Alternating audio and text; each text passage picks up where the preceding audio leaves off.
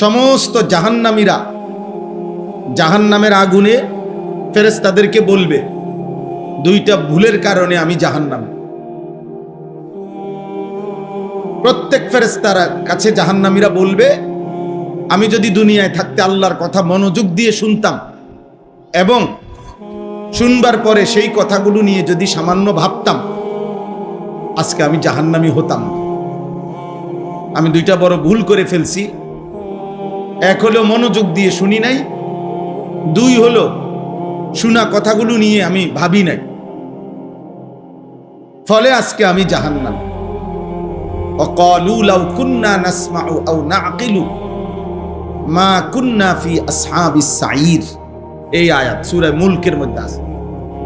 জাহান্নামী বলবে, হে ফেরেশতা, সেদিন দুনিয়ায় থাকতে আমি যদি আল্লাহর কথা মনোযোগ দিয়ে শুনতাম, অথবা যদি শুনবার পরে কথাগুলো নিয়ে একটু ভাবতাম যে কিভাবে আল্লাহর কথা মানা যায়, পজিটিভ চিন্তা করতাম, যদি যে আমার জন্যই বলছে, আমি দেখি কিভাবে মানা যায়, আমি যদি একথা আন্তরিকভাবে নিতাম, ভাবতাম, আজকে আমি জাহান্নামী হতাম না। মা কুন্না ফি আসহাবিস সাঈর, আজ আমরা জাহান্নামী হতাম না। কোরআনে আছে, তখন জাহান্নামী নিজের পাপ ফেরেশতার কাছে সব বলবে, ফাতারাফু বিদামবিহিম, সে নিজের অপরাধের কথাগুলো একটার পর একটা বর্ণনা দিবে, স্বীকার করবে, আমি মিথ্যা বলেছিলাম, চুরি করেছি, জিনা করেছি, মদ খাইছি, জুয়া খেলছি, নারী দেখছি, কথায় কথায় গালিগালাজ করছি, হারাম উপার্জন করছি, এগুলো একটার পর একটা স্বীকৃতি দিবে। সব শুনবার পরে ফেরেশতা বলবে, ফাসুহকাল লিআসহাবিস সাঈর, হে নাফরমান জাহান্নামী, দূর হ, দূর হ, জাহান্নামে পড়ে থাক। কারণ আমি ফেরেশতাকে তুমি হাজারবার, লক্ষবার, কোটিবার বললেও আজ আমি তোমার কোনো উপকার করতে পারবো না। শুনাইলেই যা, কিন্তু কোনো ফায়দা নাই। তোমাকে জাহান্নামের আগুনেই পুড়তে হবে, জাহান্নামের আগুনেই জ্বলতে হবে। এই জন্য সবার কাছে, আপনারা যারা সামনে বসছেন, ছেলেরা, ভাই, তোমরা যারা বসছো, আমার অনুরোধ, আব্বা, একটা ঘন্টা সময় তাকায় থাকলে ভালো হবে। বা সাইডে মাইডে আওয়াজ হোক, একবারে হাতি ঘোড়া যা হোক, আল্লাহর কথার প্রতি আন্তরিক হলে, তাকিয়ে শুনলে, ছোট বড় সবার জন্য ফায়দা হবে। কোরআন জিন্দিগি বদলায়, কোরআন দিল নাড়ায়, এটা আল্লাহর ওয়াদা। তুমি মনোযোগ দিবা, আল্লাহ তাআলা বলেন তোমার কানে আমি পৌঁছায় দেব। তোমার মধ্যে আমি যদি আন্তরিকতা দেখি, আমার কথা বুঝবার মতো যোগ্যতা আমি আল্লাহ দিয়ে দেব। ওয়ালাউ আলিমাল্লাহু ফীহিম খায়রান লাআসমাআহুম, সূরা আনফালের মধ্যে এই আয়াত আছে। আল্লাহ বলেন, আমি যদি দেখতাম আমার বান্দার মধ্যে খায়ের, কল্যাণের মানসিকতা, তো আল্লাহ তাআলা বলেন আমি তার কানে আমার কথা পৌঁছায় দিতাম। কিন্তু যার মধ্যে আমি আন্তরিকতা দেখি নাই, ফলে আমি তাকে আমার কথা বুঝবারই সুযোগ দেই নাই। কোরআনুল কারীমে আছে, ওয়ালাউ আরাদুল খুরুজ লা আ'আদ্দু লাহু উদ্দা। আল্লাহ বলে, মুনাফিক, নাফরমান, সে যদি সত্যি সত্যি আমার পথে বের হতো, আল্লাহর পথে চলতো, তাহলে তো সে তো কিছু প্রস্তুতিই নিত। এ যদি আসলেই ফজরের নামাজ পড়তে চাইতো, তো উঠবার জন্য তো কোনো না কোনো প্রস্তুতি নিত। আগে আগে ঘুমায়ে পড়তো, মোবাইলের মধ্যে অ্যালার্ম দিয়ে রাখতো, অথবা একটা অ্যালার্ম ঘড়ি কিনে নিত, অথবা পরিবারের কাউকে বলে দিত, আপনি উঠলে আমার উঠায় দিয়েন, অথবা আশেপাশের প্রতিবেশী অথবা বন্ধু বান্ধব কাউকে বলতো, দোস্ত তুমি উঠলে আমার উঠায়ও। একটা উদাহরণ বললাম আর কি, মানে কোনো না কোনো তার একটা কি থাকতো, প্রস্তুতি থাকতো। আল্লাহ তাআলা বলেন, তুমি দেখো বেঈমান তো প্রস্তুতিই নাই তার ভিতরে, কোনো মানসিকতাই তো তার ভিতরে নাই, কোনো প্রিপারেশনই তো নাই। তো আমি কেমনে বলতাম যে সে আল্লাহর পথে চলতে চায়? গুনাহ থেকে বাঁচবার মতো কোনো মানসিকতাই যার নাই, তো সে আল্লাহর পথে চলতে চায়, এই কথাটা বোঝুন কি দিয়া? আল্লাহ তাআলা বলেন ওয়ালাকিন কারিহাল্লাহুম বিআসাহুম, ফলে যদি আমি আল্লাহ তাআলা গাফলতি আর খামখেয়ালি অমনোযোগিতা দেখতে থাকি, তো আল্লাহ বলেন একদিন আল্লাহর পথে চলা, তাকে এই নাফরমানকে আল্লাহর পথে চলা আল্লাহই পছন্দ করে না। আল্লাহই তখন ফয়সালা দিয়ে দেয় যে বেঈমান, তুই আর আমার পথে চলতে হবে না, যা বাতে খা, ঘুম যা, পেশাব পায়খানা কর, যা মন চা তাই কর, আমার সেজদা দিতে হবে না, যা। আমি কত জন্তু জানোয়ারে খাওয়াই, তোর মতো 2-4টা হাইওয়ান খাওয়াইলো আমার কিছু কমবে না, খা, যা দুনিয়া ভোগ কর। এইটা কোরআনের আয়াত। ওয়ালাকিন কারিহাল্লাহুম বিআসাহুম ফাসাব্বাতাহুম, আল্লাহ বলেন একটা সময় আল্লাহই তার নাফরমান বান্দা আল্লাহর পথে আসুক, এটা আল্লাহ চায় না। গুনাহ যখন বেড়ে যায়, নাফরমানি যখন বেড়ে যায়, সীমা যখন অতিক্রম করে, আল্লাহই তখন ফয়সালা দিয়ে দেয়, ঠিক আছে আর লাগবে না, অনেক দিন তোকে বলাইছি, পৌঁছাইছি আমার কথা, তুমি কোনো পাত্তাই দিচ্ছ না, ঠিক আছে নাফরমান, আর লাগবে না। ওয়াকিলা কুদু মাআল কাঈদিন, আল্লাহর পক্ষ থেকে বলা হয়, হে নাফরমান, হে বেঈমান, আমার যেই সমস্ত বান্দা আমার ইবাদত থেকে বসে আছে, আমার ইবাদত বাদ দিয়ে বসে আছে, যা তুমি নাফরমানও ওদের সাথেই বসে থাকো, যাও, লাগবে না। আর উঠো না সাদওয়ানে, জামাত হয়ে যায়, তুমি বনে খাও, তোমার মতো বেড়াইতে নামাজ পড়ার লাগবে না, যা বনে তো খাইতে আসছো দুনিয়ায়, খাও, বন খাও, বন খাও, চা খাও, বিড়ি খাও, দেখো আর কিছু আসেনি দোকানে, বিস্কুট মিস্কুট আসেনি, লো খাও। তুমি মোবাইলেই টিপো, তোমার মতো হাইওয়ান আমার ঘরে আসতে হবে না। বাতে তো খাওয়া দরকার তোমার, আমি খাওয়াবো। কত বেঈমান রে আমি খাওয়াই, কত মুরতাদরে আমি খাওয়াই, 40 বছরে যে কোনোদিন স্বীকারও করে না আল্লাহ বলতে কিছু আছে। আল্লাহ বলে আমি এমন বেঈমানরও তো খাওয়াই, তা তোমাকে খাওয়াইতে অসুবিধা কি? এই পৃথিবীতে এমন মানুষ নাই যে মৃত্যু পর্যন্ত 40 বছর 60 বছর যাদের বক্তব্য কোটি কোটি আছে, এমন সারা পৃথিবীতে। এই যারা নাস্তিক, দেয়ার ইজ নো গড, আল্লাহ বলতে কিছু নাই। আমি নিজে একবার এক ইউনিভার্সিটির 4টা ছেলেকে একবার 1.5 ঘন্টা আমি আলাদা কথা বলছিলাম 2022 সালে। ওদের পরিষ্কার বক্তব্য যে হুজুর আল্লাহ বলতে কিছু আছে, এটা আমরা টোটালি বিশ্বাস করি না বাংলাদেশে। তাইলে আল্লাহ তাদেরকেও খাওয়াচ্ছে। আমি একটা প্রাইভেট ব্যাংকের ভাইস চেয়ারম্যান, একটা পূর্ণাঙ্গ ব্যাংকের কোটি কোটি হাজার কোটি টাকার মালিক, ওনাকে দেখছি আমার নিজ চোখে। উনি ডাইরেক্ট জানাজার নামাজে দাঁড়াইয়া, পাশে দাঁড়াইয়া বলছে, কবরের আযাবের মিথ্যা ভয় দেখিয়ে হুজুররা আর কতদিন মানুষকে বোকা বানিয়ে রাখবেন। আল্লাহ তো তাকেও কোটি কোটি টাকা দিছে, হাজার হাজার কোটি টাকা দিছে, সে একটা ব্যাংকের ভাইস চেয়ারম্যান। তাইলে দুনিয়া অনেক দিছে বলে এটা সফলতার কিছু না। আল্লাহ তাআলা নিকৃষ্ট বেঈমানকেও দুনিয়া দিছে, নিকৃষ্ট বেঈমানকে আল্লাহ তাআলা দুনিয়া দিছে। আপনার এটা আহামরি কিছুই না। অতএব আমার প্রথম কথা, এতক্ষণ আমি খুতবা না পড়ে শুধু সালাম দিয়েই এতগুলো কথা বললাম। আমি আরসি থেকেই দেখছি এই পরিমাণ উথামথাম করতেছো তোমরা ছেলেরা। আফসোসের ব্যাপার আব্বা, নামাজের ওয়াক্ত ছিল, নামাজের জন্য প্রস্তুতি নিলে ভালো হইতো, নামাজের গুরুত্ব দিলে ভালো হইতো। একজন বক্তার 1000 ছবি উঠাইলে কোনো লাভ নেই। তোমরা যদি রাজি হও নাই তো আমি সবাইকে সুযোগ দেই, ছেলেরা তোমরা আমার সাথে একটা ছবি উঠাও, ছবি উঠাইয়া ফেসবুকে দাও, যে এই যে আমরা দুইজন, তো মানুষ বলবে হ্যাঁ আপনাদের দুইজনেরই কাবা শরীফের ইমামের মতো মনে হয়। এটা নাকি মানুষে বোঝে না। চুল্লাওয়ালারও মানুষে চেনে না, আর পাঞ্জাবিওয়ালারও মানুষে চেনে না। মানুষে ভাত খায় না, চিরা খায়। তুমি উঠাইয়া কি করবা এটা দিয়া? আমারে বলো ভাই, কি হবে এটা দিয়া? বলো না, একটা ছেলে বলো, প্রতিবাদ করো। আমার সাথে তোমার ছবি, তোমার সাথে আমার ছবি, কি বুঝাইতে চাও? যে আমরা দুজন কাবা শরীফের ইমাম,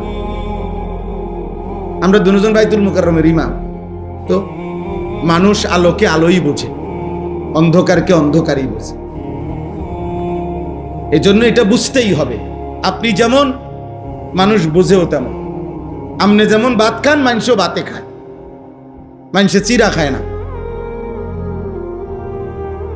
অতএব আপনি যেমন, আপনি চরিত্রহীন, মানুষ বুঝবে ইমানদার না, এত ব্যাককল মানুষের বাইবেন না। আপনি সুদখোর, আর মানুষে বুঝবে ইমানদার, জি না, এত ব্যাককল মানুষের বাইবেন না। আমি যেমন, আপনি যেমন, আমরা যে যেমন, মানুষের চোখে ধরাও খাইতাম। মানুষ চোরেরে বাইজিদ বোস্তামি কয় না, বাইজিদ বোস্তামিরে চোর কয় না। বুঝেন নাই কথা? মানুষ আলোকে অন্ধকার বলে না, অন্ধকারকে আলো বলে না। আরবিতে প্রবাদ আছে, ওয়াফিকা ইউবুন অলিন্নাসে আয়ুনুন। আরবিতে বলে, তোমারও দোষ আছে, মানুষেরও চোখ আছে। তোমারও কি আছে, মানুষেরও কি আছে। মানুষ চিনতে ভুল করেন। মানুষ 100 কোটি টাকাও যদি হারামের টাকা দিয়া বিল্ডিং করে, মানুষ সাধুয়ান হইলো বইও কয়, আও হইছে বাদ দাও, সিটারির টিয়া, বাটফারির টাকা। এটা মানুষে বুঝে, মানুষ এটা জানে। মন্তব্য করতে 1 মিনিটও দেরি করে না। অতএব আমরা প্রত্যেকেই এটা বোঝা উচিত। প্রিয় ভাই, আমি অনুরোধ করছি এজন্য, শুধুমাত্র বাহ্যিক চাকচিক্য, বাহ্যিক রং ঢং, বাহ্যিক জৌলুস, এটা ইসলামের মূল প্রাণ না।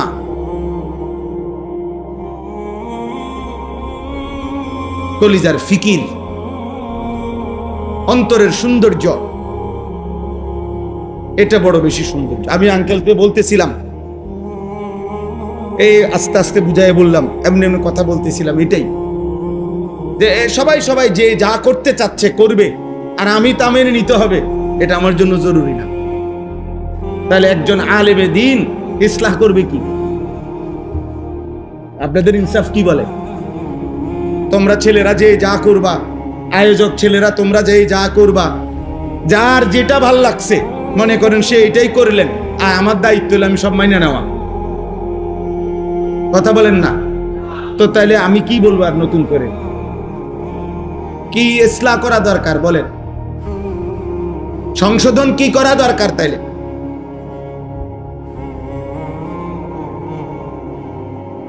মুসলমানের সন্তান ইনসাফের সাথে বইল, এতগুলো ছেলে তোমরা কাছাকাছি ছিলা, কিন্তু আল্লাহকে সাক্ষী রেখে বইল, কলিজার মধ্যে হাত দিয়ে বলো, তোমরা সবাই মাগরিবের নামাজ পড়ো নাই। তাহলে মুসলমানের যে নাফরমান সন্তান নামাজের সেজদা দিতে পারল না, এমন নিকৃষ্ট মুসলমান কেমনে পরিচয় দিবে? কোরআনের বক্তব্য থেকে কথা স্পষ্ট, যার কপালে সেজদা নাই সে মানুষ না, সে জানোয়ার। যার কপালে সেজদা নাই সে অভিশপ্ত, মালউন, লানতের যোগ্য, চির লানত তার। কোরআনুল কারীমে আছে এটা। ইবলিস আল্লাহকে একটা সেজদা দেয় নাই। আল্লাহ বলছে, আজকের থেকে কিয়ামত পর্যন্ত তোর উপরে আমি আল্লাহর লানত। ওয়া ইন্না আলাইকাল লানাতা ইলা ইয়াউমিদ্দিন। না আলেম উলামা আছে, জিজ্ঞাসা করে। আল্লাহ বলছে, বেঈমান, কিয়ামত পর্যন্ত তোর উপরে আমি আল্লাহর লানত, লানত, লানত তোর উপরে। ইবলিস কয়টা সেজদা দেয় নাই? একটা, সির্ফ এক। এর আগে ইবলিস কোটি কোটি সেজদা দিছে। আল্লাহ নবী সাল্লাল্লাহু আলাইহি সাল্লাম বলছে, এমন এক বিগত 4 আঙ্গুল জায়গা ছিল না যেখানে ইবলিস সেজদা দেয়নি, কিন্তু ওই দিন শুধু একটা সেজদা দিতে অস্বীকার করছে। একটি সেজদা। আল্লাহ তাআলা বলছে, আজকের থেকে বের হ, ফখরুজ ফা ইন্নাকা রাজিম। বের হবে ইমান, রাজিম তুমি। আল্লাহ বলছে, ইবলিস আমার দরবার থেকে বাইর হও। তুমি অভিশপ্ত, তুমি অভিশপ্ত, অভিশপ্ত, রাজিম। তুমি রাজিম বলা হয় আরবিতে, এই যে আমরা যে পড়ি না আউযু বিল্লাহি মিনাশ শাইতানির, বলেন না, এর রাজিম মানে হলো এমন নাফরমান যাকে পাথর মেরে পৃথিবী থেকে বিদায় নিশ্চিহ্ন করা উচিত, একে বলে আরবিতে রাজিম। রাজিম বলা হয় এমন নিকৃষ্ট পাপীকে, এমন অসভ্যকে, এমন খারাপকে, যে যাকে মূলত পাথর মারতে মারতে পৃথিবীর থেকে তাড়িয়ে দেওয়া উচিত। এটা হলো রাজিমের অর্থ। এই জন্য কোরআনে ইসলামের বিধান, বিবাহিত পুরুষ এবং নারী যদি জিনা করে, ব্যভিচার করে, তাহলে তাদের শাস্তি হলো ওই রজম। এটারে বলে মানে পাথর মারতে মারতে তাদেরকে হত্যা করে। এটা যেই শব্দ আর এই রাজিম এক শব্দ। এই জন্য হাজিরা হজ্জের মধ্যে মিনার প্রান্তরে, মিনায় গিয়া নির্দিষ্ট 3টি জায়গায় হজ্জে 3 দিন টানা পাথর মারে। এই পাথর মারে যে, এটা রজম, পাথর মারে। এই জন্য সেজদাবিহীন নাফরমান মূলত তাকে পাথর মেরে তাড়িয়ে দেওয়া উচিত। সেই সমাজের ঘৃণা, অপমান। হাদিসের মধ্যে আছে, আল্লাহর নবী সাল্লাল্লাহু আলাইহি ওয়াসাল্লাম বলেন, বান্দা যখন সেজদা করে, বান্দা যখন সেজদা করে, ইমানদার যখন সেজদা করে, খোদার কসম নবী বলছে শয়তান কাঁদতে কাঁদতে তার থেকে বিচ্ছিন্ন হয়ে যায়। ইতাজালা শাইতানু ইয়াবকি, শয়তান কাঁদতে কাঁদতে আলাদা হয়। আর কাঁদতে কাঁদতে ইবলিস বলে, হে হে আল্লাহর বান্দা, এটাই সেই সেজদা যেই সেজদা একবার না দেওয়াতে আমি চিরদিনের জন্য ঘৃণিত হলাম। এটাই সেই সেজদা যা তুমি এখন দেওয়ার কারণে আল্লাহর প্রিয় হয়ে গেল, আল্লাহর প্রিয় হয়ে গেল। এজন্য ভাইয়া আখলাক শিখো, জিন্দেগি শিখো, দিন শিখো, দিন শিখো। পিছনে তাকায়েন না, একজনও পিছনে তাকায়েন না। সব গুছাইয়া পারতেন না আপনারা, সময় শেষ হয়ে যাবে। পুরা যখন যে আসবে সবাইরে গোছগাছ করতে গেলে আমরা, তাহলে আর কুলান যাবে না। আমি অনুরোধ করলাম, আলহামদুলিল্লাহ তোমরা অনেক ছেলে মহব্বত করে আসছো, কিন্তু এই মহব্বত মানে তোমার মতো করে তামাশা না। মহব্বত মানে তোমার মতো তামাশা না। মহব্বতও শরীয়তের একটি শব্দ, অতএব এর সুনির্দিষ্ট নিয়ম কানুন আছে। আল্লাহকে ভালোবাসা মানে কি, এর সুনির্দিষ্ট ব্যাখ্যা কোরআনে আছে। আমাদের প্রিয় নবী সাল্লাল্লাহু আলাইহি ওয়াসাল্লামকে ভালোবাসা এর মানে কি, এর সুনির্দিষ্ট ব্যাখ্যা কোরআন সুন্নাহর মধ্যে আছে। সাহাবায়ে কেরামকে ভালোবাসা এর সুনির্দিষ্ট ব্যাখ্যা কোরআন সুন্নাহর মধ্যে আছে। মা বাবাকে ভালোবাসা এর সুনির্দিষ্ট ব্যাখ্যা কোরআন সুন্নাহর মধ্যে আছে। স্ত্রীকে ভালোবাসা এর সুনির্দিষ্ট ব্যাখ্যা কোরআন সুন্নাহর মধ্যে আছে।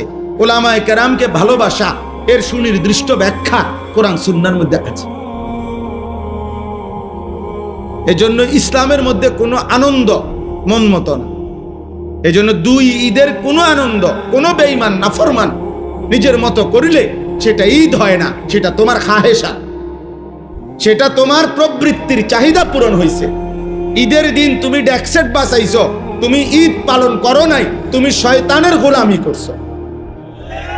ঈদের দিন তুমি কোনো নর্তকী নিয়া, কোনো বেপর্দা বেহায়া মেয়ে নিয়া কোথাও তুমি ঘুরতে গেছো, তুমি ঈদ পালন করো নাই, তুমি ইবলিসের গোলামি করেছো। ঈদ তোমার আব্বার দেওয়া না, ঈদ তোমার দলের নেতায় দিছে না, ঈদ তোমার বাপের সম্পত্তি না, ঈদ আল্লাহর দেওয়া। কার দেওয়া? হাদিসের মধ্যে আছে, জাআলাহুল্লাহু ঈদান লিহাদিহিল উম্মাহ। নবীজি স্পষ্ট উচ্চারণ করেছেন, সাহাবারা, আমার আল্লাহর পক্ষ থেকে আমার উম্মতের জন্য এই ঈদ দেওয়া হয়েছে। কার পক্ষ থেকে? আল্লাহর পক্ষ থেকে। অতএব আল্লাহর বিধান মানতে হবে। মুসলমানের হাসি আল্লাহর দেওয়া। মুমিনের কান্না আল্লাহর দেওয়া। কোরআনে আল্লাহ বলেন ওয়া আন্নাহু হুয়া আদহাকা ওয়া আবকা। আল্লাহ তাআলা বলেন আল্লাহই হাসান, আল্লাহই কাঁদান। হাসি আল্লাহর সৃষ্টি, কান্না আল্লাহর সৃষ্টি, আল্লাহর মাখলুক। হাসি একটা পৃথক মাখলুক, কান্না একটা পৃথক মাখলুক। হাসি মানুষের ভিতরে থাকে না, আল্লাহ সৃষ্টি করে। এই জন্য পৃথিবীর কোনো গবেষক বলতে পারবেনি যে মানুষে যে হাসে এটা ভিতরে পলিথিনের মধ্যে থাকে, কান্না বালতির মধ্যে থাকে, চোখের পানি ভিতরে থাকে। কোথায় এত পানি করতে আই থুইব কইরি? আল্লাহ সৃষ্টি করে। প্রয়োজন পরিমাণ কান্না কে সৃষ্টি করে? প্রয়োজন পরিমাণ হাসি কে সৃষ্টি করে? এটা কোরআনে আছে। ওয়া আন্নাহু হুয়া আদহাকা ওয়া আবকা। আল্লাহই হাসান, আল্লাহই কাঁদান।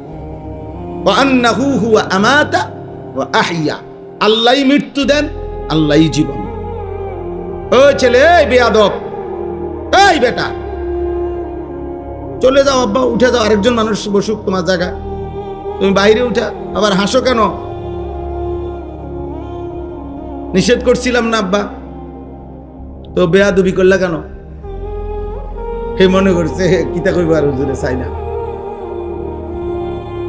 আমি সাংঘাতিক মানুষ, প্রয়োজনে আর কোনোদিন আসবো না, কোনো অসুবিধা নেই, আর কোনোদিন বলবো না, মনে করেন সমস্যা নাই। কিন্তু যেদিন পারছি ওই দিন শক্তভাবে বলে যাব, আমাদের সন্তান তোমরা, কে ফিরাবে আব্বা তোমাদের? তোমাদের দুর্ভাগ্য অনেকের, খোদার 365 দিনও তোমাদের কপালে এমন একজন অভিভাবক অনেকের জোটে নাই এক বছরে যে তোমার এই ফজরের নামাজের জন্য উঠাবে। আহারে বদনসিব, বদনসিব। আমি আজকেও 75 বছর বয়সী আমার মার সাথে দেখা করছি আসর পইরা। আজকে মা আমারে প্রথমেই জিগাইছে হুত নামাজ পড়ছো? কসম আল্লাহ, আমার 75 বছর বয়সী বৃদ্ধা মাও আমারে এখনো আজকেও আসরের পরে জিগাইছে। আজীবন মা জিজ্ঞাসা করে ফুত নামাজ পড়ছো? তোমাদের অনেক ছেলে, যার কারণে তোমরা সুযোগ পাইছো। যদি সচেতন অভিভাবক পাইতাম, এই সমাজের মানুষ যদি আখিরাতের সচেতনতা আর একটু থাকতো, এত অসভ্যতা করে তোমরা টিকতে পারতাম। একটা সময় আমাদের এই সমাজে এই বয়স্ক লোকদেরকে জিজ্ঞাসা করে দেখো, একটা সময় 10 গ্রামেও যদি, 3 গ্রামের কোনাতেও যদি কেউ কোনো সামান্য অপকর্ম করছে, তো 10 গ্রামের মানুষের সামনে মেল কইরা মাথা কামাইয়া ছেড়ে দিছে। মানুষে দেখলে বুঝছে তাই নিয়ে ধরা খাইছে। এটা ছিল আমাদের সমাজ, এই দেশেই ছিল, এই দেশেই ছিল। কিন্তু সবাই যখন একসাথে, অভিভাবক এবং অধীনস্থ, বাবা এবং সন্তান, মা এবং মেয়ে, সবাই যখন বুঝছে জীবন মানে শুধু দুনিয়া, জীবন মানে শুধু টাকা, জীবন মানে শুধু বিল্ডিং, জীবন মানে শুধু ভাত মাছ, জীবন মানে শুধু খাট ফার্নিচার, এটা যখন ছোট বড় জোয়ান বুড়া, বাবা সন্তান সবার মাথায় একসাথে ঢুকছে, বেঈমানের সফলতা এটা যখন আমগো সবার মাথায় ঢুকায় দিছে, এখন আর বাপের কথা হইলো ফুতের নামাজের দরকার না, টাকার দরকার। মেয়ের পর্দার দরকার নাই, পয়সাওয়ালা জামাই দরকার, জামাই দরকার, টাকার দরকার। এই জন্য ফুলারে কইছে যে বুঝছি তোমার দিয়ার হইতো না, অন সিদ্ধান্ত নাও, বিদেশ যাইবা না কাম করবা, কোনটা করবা কও, টাকার দরকার। হ্যাঁ, যাইলে বিদেশ কথা কও, যদি বলে 12 দিনের মধ্যে 12 লাখ টাকা দিতে হইব, ঠিকই উনি সুদে কিস্তিতে মিলাইয়া 1 সপ্তাহের ভিতরে বাপে টাকা ব্যবস্থা করে দিবে, কারণ ওনার টাকা দরকার। উনি বুঝছে আমার ছেলের দিয়ে আমি টাকা কামাইতে হবে। কিন্তু কোরআনুল কারীমের মধ্যে আছে আব্বা, এই আমি এখন শুনাইতেছি, কোরআনুল কারীমের মধ্যে আছে হযরত নূহ আলাইহিস সালাম 950 বছর, 950 বছর একটানা মানুষকে আল্লাহর দিকে ডাকছে। একটা মানুষ 950 বছর আল্লাহর কথা বলছে। 950 বছর পরেও আল্লাহ তাআলা উনাকে যখন বলছে নূহ আর বলতে হবে না। যে কয়জন ঈমান আনছে বাকিদেরকে আমি আল্লাহ তুফান দিয়ে ধ্বংস করে দেব। তুমি একটা নৌকা বানিয়ে উঠে পড়ো। যেদিন এই সূরা হুদের মধ্যে আছে, যেদিন নূহ আলাইহিস সালাম নৌকা বানিয়ে সারছেন, আল্লাহ তাআলা বলছেন তুমি তোমার অনুসারীদেরকে নিয়ে উঠো, আজকে নৌকা ছেড়ে দিবে। পানি উঠে গেছে, ওয়াফারাত তান্নুর কোরআনে আছে, চুলা ফাইটা পানি বের হওয়া শুরু হচ্ছে। নূহ আলাইহিস সালাম বুঝছে ওনার কওম আর বাঁচবে না, এই মানুষগুলো এখন আল্লাহর নাফরমানির কারণে ধ্বংস হয়ে যাবে। প্রিয় ভাই, প্রিয় বাবা, মুসলমানের বাপ, আপনাদেরকে বলি, এই কোরআনে আল্লাহ বলছে 950 বছর পরে আজকে যখন ছেড়ে দিচ্ছে, মানুষগুলোকে ধ্বংস করে দিবে আল্লাহ বলছে, ঠিক ওই সময়ও নৌকা ছাড়ার পূর্ব মুহূর্তেও তুফানের পানি আযাব চলে আসছে। তখনও কোরআনে আছে নূহ আলাইহিস সালাম ওনার শেষবারের মতো ওনার ছেলে কেনান, কাফের ছেলেটাকে বলছে, ইয়া বুনাইয়ার কাম মা'ানা ওয়ালা তাকুম মা'আল কাফিরিন, হে আমার প্রিয় সন্তান, আব্বা তুই ঈমানদারদের সঙ্গী হ, বেঈমানের সঙ্গী হইও না,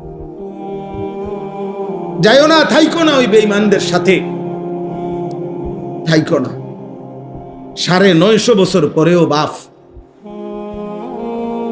শেষবারের মতো ছেলেকে বলছে, আব্বা আর কোনোদিন আমি এই পৃথিবীতে কালেমার দাওয়াত দেব না, আর কোনোদিন বলবো না, আমার দায়িত্ব শেষ, আমার কাজ শেষ, কিন্তু শেষবারের মতো তোমাকে বললাম। ছেলেটা বলছে, আমি পাহাড়ে আশ্রয় নেব, তোমার খোদার পানির থেকে আমি বেঁচে যাব। সাআবি ইলা জাবালিন আসিমুনি মিনাল মা। নূহ আলাইহিস সালাম বলছে, না, লা আসিমাল ইয়াউমা মিন আমরিল্লাহ ইল্লা মার রাহিম। আব্বা শুনো, আল্লাহর দয়া ছাড়া আজকে আল্লাহর হাত থেকে কেউকে বাঁচাইতে পারবে না। ভুল করো না বাবা, ভুল করো।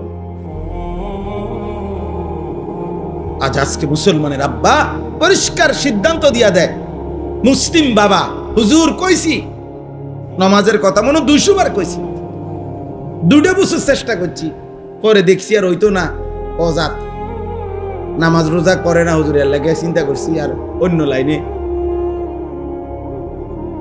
কোনানে যাইলে যাইবো, বিদেশ যাইবো বা কামে লাগাই দিছি, শেষ। উনি সিদ্ধান্ত নিয়ে নিছে, আর অসুবিধা নাই, উনি ফয়সালা নিয়ে নিছে, যা এবার আমার ছেলে জাহান্নামী হলে হোক, আমার ছেলে বরবাদ হইলে হোক, নগদ জাট কটা টেয়াটুয়া ফাইলে লাভ। এটা কি ইনসাফ? বলেন না, এটা ইনসাফ? এটাই হওয়ার কথা ছিল মুসলমান। তাইলে এজন্য বাপ সবার কাছে অনুরোধ, বিষয়টা বুঝতে চেষ্টা করেন, বিষয়টা বুঝতে চেষ্টা করেন। আপনারা যারা বয়স্ক চাচারা আছেন, আপনারা যারা সমাজের নেতৃস্থানীয় মানুষ আছেন, আপনারা যারা অভিভাবক আছেন, আপনারা দয়া করে দাঁড়াইয়া দেখেন আপনাদের সন্তানেরা, এরা নর্থ বেঙ্গল থেকে আসে নাই, এরা পার্বত্য চট্টগ্রাম থেকে আসে নাই, এরা খুলনা বরিশাল থেকে আসে নাই, এরা আপনাদেরই আশপাশের ছেলে পেলে। তাহলে আপনারা দেখেন তাকাইয়া চেহারায় নামাজের চিহ্ন কয়জন?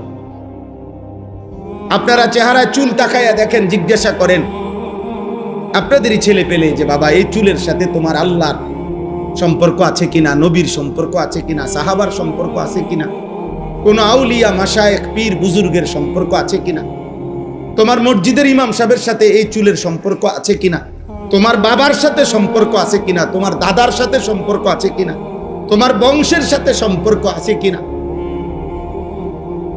বলেন, আপনারা জিজ্ঞাসা করেন। একটা ছেলেকে বলতে বলেন, এখানে আইসা দাঁড়াই আব্বা, তোমরা একটা ছেলে আইসা বলো যে ব্রাজিল আর্জেন্টিনার খেলোয়াড়ের সাথে আমাদের ধর্মীয় সম্পর্ক কি? যদি ধর্মীয় কোনো সম্পর্ক না থাকে তো আমাদের রাষ্ট্রীয় সম্পর্ক কি? বাংলাদেশের অর্থনীতি, সামাজিক, বাংলাদেশের উন্নতি, প্রগতি, আধুনিকতার জন্য শুধু মাতৃভূমির মায়াও যদি থাকে, একটা নাফরমান বল বেটা এখানে দাঁড়ায়া আর্জেন্টিনার ব্রাজিলের খেলোয়াড়ের সাথে আমাদের বাংলাদেশের উন্নতির কি সম্পর্ক বল? ইসলাম তো আছে নাই, রাষ্ট্রের বলেন, রাষ্ট্রের বলতে বলেন এ দেশের উন্নয়নে কথা বলেন না, আমাদের সাথে ওদের কি কি লেনদেন বলেন আঙ্কেল, বলো না আব্বা। হ্যাঁ, একটা কথার বুঝায় কও যে একটা যুক্তি তো থাকবে। হুজুর, এই ফুটবল বিশ্বকাপে যদি আমরা ব্রাজিল এবং আর্জেন্টিনার পক্ষে ব্যাপক লাফাইতে পারি, বিনিময়ে ওই দেশের লোকেরা যদি আমাদের প্রতি সন্তুষ্ট হয়, তাহলে আমাদের দেশের রেমিটেন্স বেড়ে যাবে, আমাদের দেশের তেল বেড়ে যাবে, আমাদের দেশের উন্নতি বেড়ে যাবে। একটা কিছু তো হবে, সেটা কি বলো না আব্বা, বলো। কাতার বিশ্বকাপে প্রধান আলোচ্য বিষয় ছিল, আমরা স্পষ্ট পত্রিকায় দেখছি, এখনো পিছনে সার্চ দিলে পাওয়া যাবে, কাতার বিশ্বকাপে প্রধান আলোচ্য বিষয় ছিল মদের বোতল। কাতার সরকার আইন করছিল স্টেডিয়ামের ভিতরে মদের বোতল সরাসরি খাওয়া যাবে না। এটা নিয়ে সারা বিশ্ব, ইউরোপ তখন বিতর্ক করছিল যে না, এটা স্বাধীনতায় হস্তক্ষেপ, যেখানে অবাধে মদের বোতল। ব্রাজিল বিশ্বকাপের সময় সরকারি ওরা হিসাব দিছিল ওই দেশে যে যে পরিমাণ আয় হবে, রাষ্ট্রের আয়, এই আয়ের যে খাতগুলো দিছিল আমি নিজ চোখে দেখছি, সেই খাতের একটি খাত হলো যে পরিমাণ হোটেলে নারী ভাড়া দেওয়া হবে, যে পরিমাণ বেশ্যাবৃত্তি হবে, দেহ বিক্রি হবে, ওখান থেকে রাষ্ট্র বিশাল বড় টাকা আয় হবে, ওইটা একটা বড় খাত। আমি এই চোখে, আমি দেশে থাকি, আমরা চাঁদের দেশে থাকি না। আমি জেনারেল লাইনে পড়ালেখা করা ছেলে, আমি কুমিল্লা ভিক্টোরিয়া কলেজ থেকে মাস্টার্স পাস করছি, সরকারি কওমি 2 লাইনে মাদ্রাসার থেকে পড়ালেখা শেষ করছি, আলহামদুলিল্লাহ। এই জন্য বলছি দোস্ত, পৃথিবীর খোঁজ খবর আমরাও রাখি, ইউরোপের প্রতিটা পদক্ষেপ আমরাও খবর রাখি। বলো না আব্বা, তোমরা ইনসাফের সাথে বলো, একটা ছেলে এই একটি ফুটবল বিশ্বকাপকে কেন্দ্র করে কি পরিমাণ জুয়ার খেলা হবে, এক এক খেলোয়াড়ের নামে, দলের নামে কত কোটি কোটি ডলার জুয়া হবে, বলেন বলেন। খেলা হইল ফুটবল, কিন্তু 3 দেশে 3টা উদ্বোধনী অনুষ্ঠান হবে, 3 দেশের সম্মিলিত আয়োজনে 3টা উদ্বোধনী অনুষ্ঠানের মধ্যে অসংখ্য নর্তকী নাচবে। তো নারীর নাচের সাথে ফুটবলের কি সম্পর্ক বলো না ভাই, ইনসাফ করো আব্বা।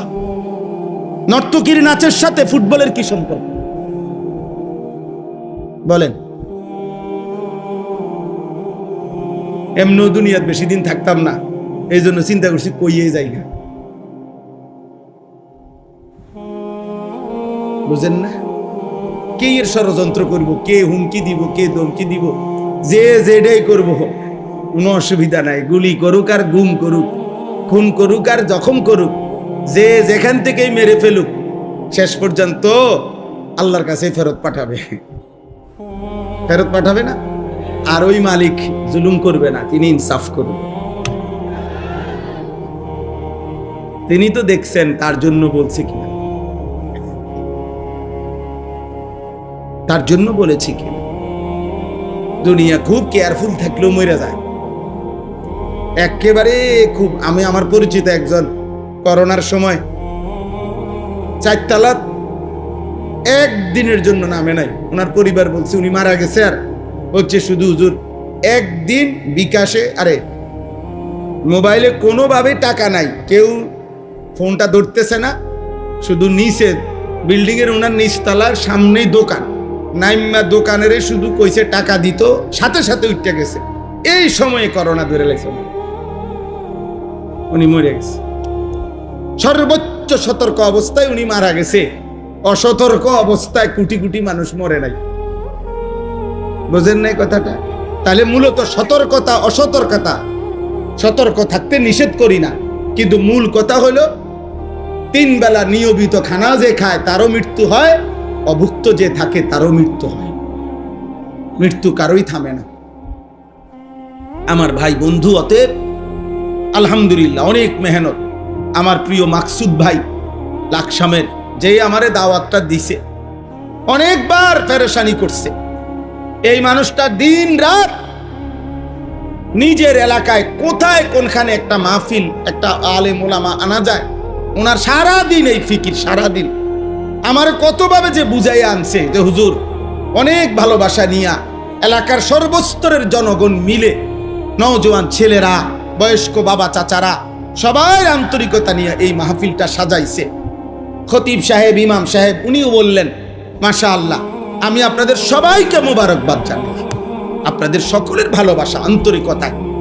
এই জন্য আমি শুধু এতটুকুই বলতে চাই, আমরা সবাই মিলে, আব্বা যারা বয়স্ক আছেন, বাবা আছেন, যারা অভিভাবক শ্রেণী আছেন, আপনারা যদি এই মানুষের পরিচর্যা না করেন, শুধু বিল্ডিং দালান, সোফা খাট ফার্নিচার, শুধু ছাদ ঢালাই, এই দুনিয়ার এই সম্পত্তির আসবাবের পরিচর্যা করিলে এই সমাজ নিরাপদ থাকবে না আব্বা, এই সমাজে বেঁচে থাকা কঠিন হবে।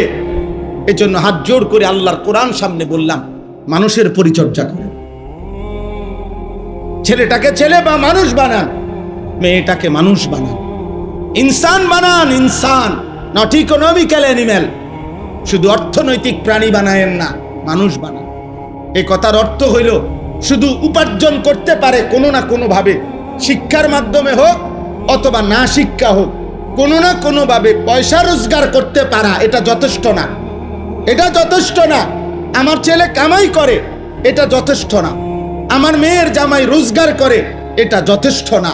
বরং ঈমান, ইসলাম, সিজদা, আখলাক, চরিত্র, হালাল হারাম, পাক নাফাক, পবিত্রতা অপবিত্রতা, 5 ওয়াক্ত নামাজ, বন্দিগি, এইটার নাম হচ্ছে মানুষ।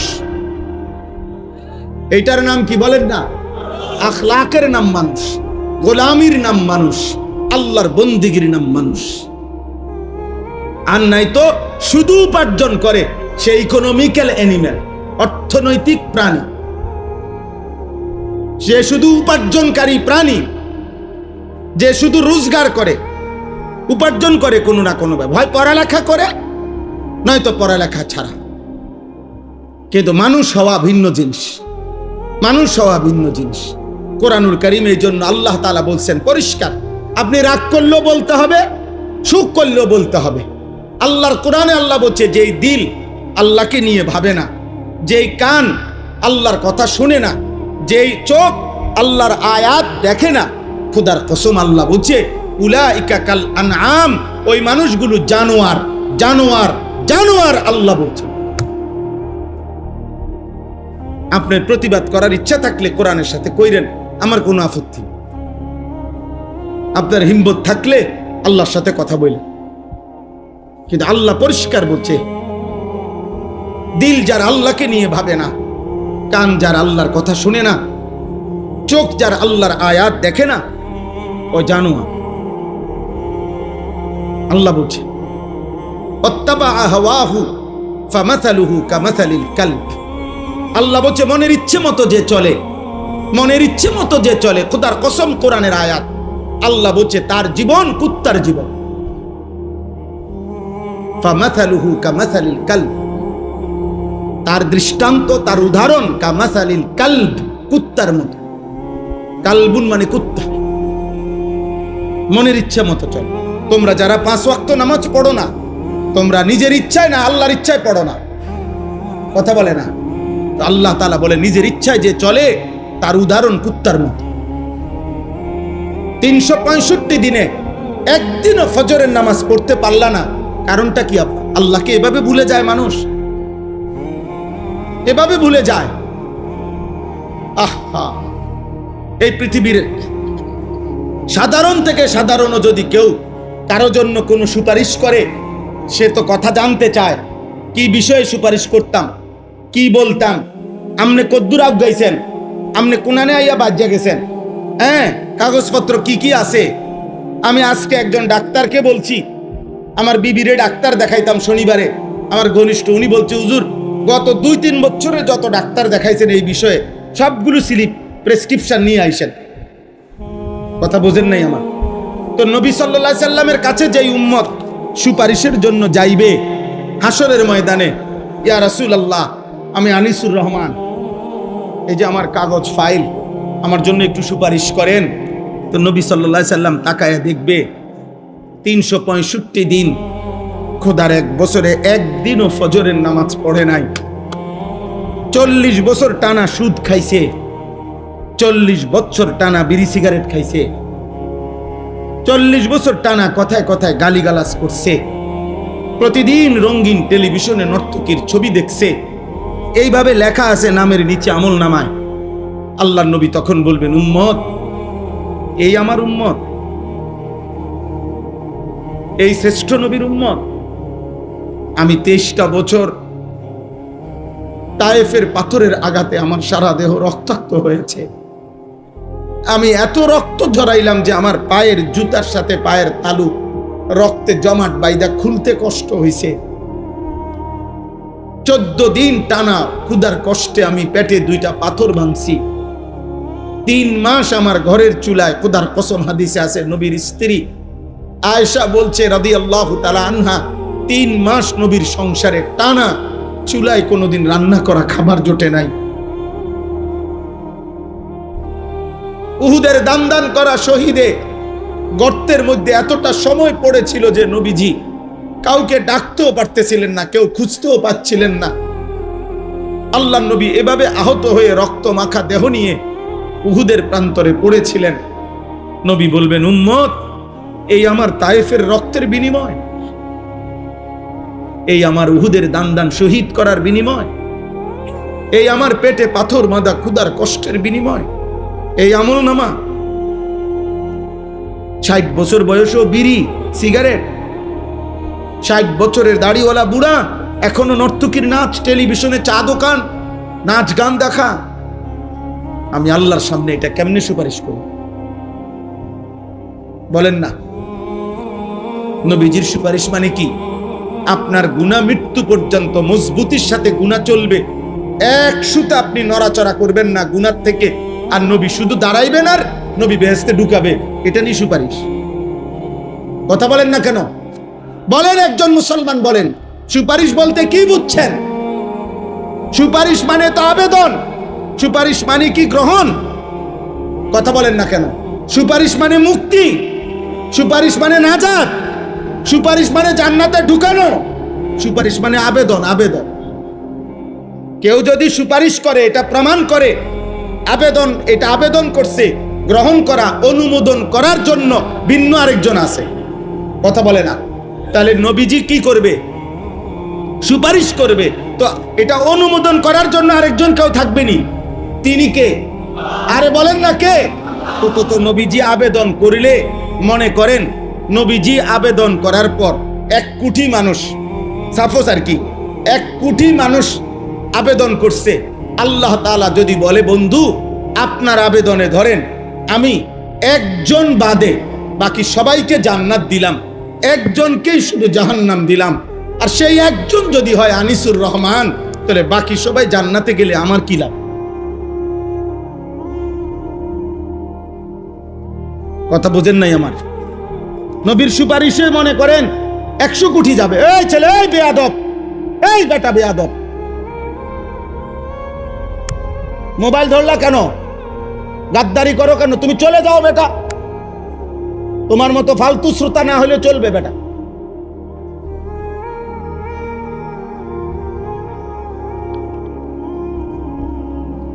জি বাবা, আপনারা ধরে বুঝান আপনাদের ছেলেদেরকে, বলেন একটা লোক যদি, একজন, আরে ভাই একজন, আমি যদি জাহান্নামী হই, যারে আল্লাহ জাহান্নাম দিবে সে যদি আমি হই, বাকি সবাই যদি জান্নাতে যায়, আমার কি লাভ? কথা কন না, আমার কি লাভ? দোস্ত আমার, বন্ধু আমার, আমি সর্বোচ্চ আবেগ দিয়ে বলছি, রাগ হইও না ভাই, আমি মোবাইলের এটা মাইনা নিতে পারি না। আমার কথা হলো সে না শুনুক, আমার কোনো আপত্তি নেই। আমি জীবনভর আজকে আলহামদুলিল্লাহ আল্লাহর দয়ায় 22 বছরের এই ছোট্ট ওয়াজের জীবনে কখনো 10 জন মানুষের সামনে বয়ান করছি, কখনো 10,000 মানুষের সামনে বয়ান করছি, এটা কোনো বিষয় না। এই কোরবানির ঈদের আগের দিন বুধবার রাতে এশার নামাজের পরে আমি যখন বয়ান করছি তখন 10-15 জন মানুষ ছিল। আমি বলে গেছি একম পক্ষে 1 ঘন্টা আল্লাহর কথা বলতে হবে, বন্ধ করা যাবে না। আমরা ইয়াকিন করি যে আমাদের দায়িত্ব শুধু কলিজার সবটুকু দিয়ে বলা, চূড়ান্ত ফায়সালা আল্লাহর হাতে। ফায়সালা কার হাতে? হেদায়েত দিবে কে? জীবন পরিবর্তন করবে কে? আল্লাহ আল্লাহ আল্লাহ আল্লাহ আল্লাহ। হেদায়েত কারো হাতে না, শুধু আল্লাহর হাতে। হেদায়েত নবী সাল্লাল্লাহু আলাইহি সাল্লামের হাতেও না, কার হাতে? যার কারণে যে নবীর কথায় আবু বকর এক কথায় কালেমা পড়ছে, সেই নবীর কথায় 10 বছর একটানা আপন চাচা আবু তালেবকে নবীজি দাওয়াত দিছে। আর মোট 38 বছর আবু তালেব 38 বছর নবীজির খেদমত করছে। কত বছর? 38 বছরের খেদমত করছে আবু তালেব নবীজির। আর নবীজি 10 বছর তাকে কালেমার দাওয়াত দিছে, কিন্তু মৃত্যু হয়েছে ঈমান ছাড়া, কারণ আসমানওয়ালা রব ফয়সালা দেয় নাই। বলে নবীজি কাঁদছে, চোখের পানি ফেলছে, ফেলে নাই? বুখারীর riwayat, কুল লা ইলাহা ইল্লাল্লাহ কালিমাতান আশহাদু লাকা বিহা ইনদাল্লাহ। আল্লাহর নবী বলছে, চাচা একবারের জন্য কালেমাটা পড়ে, একবার শুধু বলেন চাচা, আপনি শুধু বলে রাখলে হাসরের ময়দানে আমি আপনার জন্য আল্লাহর নিকট সাক্ষ্য দেব। হাদিসের মধ্যে আছে আবু তালেব নবীজি ফালাম ইয়াজাল বারবার বলতেছিলেন, আর আবু জাহেল আর উমাইয়া ইবনে খালফ এই দুইজন কাফের বারবার নিষেধ করছিল। দুই পাশে দুইজন, এ পাশে নবীজি, এ পাশে দুইজন কাফের, আবু জাহেল এবং উমাইয়া। এই দুইজন বলতেছে, আবু তালেব বাপদাদা পূর্বপুরুষের ধর্মের মূর্তি পূজার বিরোধিতা করিস না, বেজ্জতি করিস না। আর আল্লাহর নবী বলছে, চাচা একটাবার পড়ে। কোন কোন কিতাবের মধ্যে আছে শেষ পর্যন্ত নবীজি বলছে, চাচা আমার কানে কানে বলে, আমি শুধু শুনে রাখবো, কিয়ামতের দিন সাক্ষ্য দেব। আবু তালেব পড়ে না, খোদার কসম পড়ে না। কিতাবে আছে শেষ পর্যন্ত নবীজি বলছে, চাচা আমি পড়ি, আপনি শুধু ঠোঁটটা লাড়েন, আমি তবুও বলবো আল্লাহর কাছে যে আল্লাহ আমার চাচা ঠোঁট লাড়ছে, মনো কালেমাই পড়ছে। আবু তালেব ঠোঁটও লাড়ে নাই। শেষ পর্যন্ত আছে। এবার নবীজি বলছে, এরকম হাত জড়ায় ধরে বলছে, চাচা আপনি আগুনের মধ্যে কেমনে সইবেন? আপনি আগুনে পুড়বেন। আপনি আমার 38 বছর খেদমত করছেন, আপনি জাহান্নামের আগুনে পুড়বেন। চাচা আমি এটা সহ্য করবে, আপনি তো আগুনে পুড়বেন। এই তখন আবু তালেব একটা কথা বলছে,